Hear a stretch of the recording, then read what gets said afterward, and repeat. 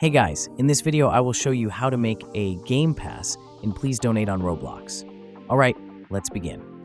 First, exit Roblox and go to the Roblox website. Click Create at the top to open the Creator Hub. If the page looks different, go to create.roblox.com. On the left, select Creations, then go to My Experiences.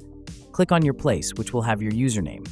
On the left, scroll down and open Monetization. If needed, expand the menu to find Passes. If the location changes in the future, look for passes in a similar section. Click on it, then go to Creations and select Create a Pass. Now, upload an image if you want, then name your pass. This name will be visible to those who donate, so choose something appealing. Add a description if needed, then click Create Pass. The pass will not appear in Please Donate yet because it needs to be set for sale. Click Sales, then enable Item for Sale and enter a price. For example, if you set it to 500 Robux, you will keep 350 after the creator earnings tax. To save, click Save Changes. Now, return to Roblox, open Please Donate, and claim a stand. Scroll through your donation options and you will see the Game Pass listed.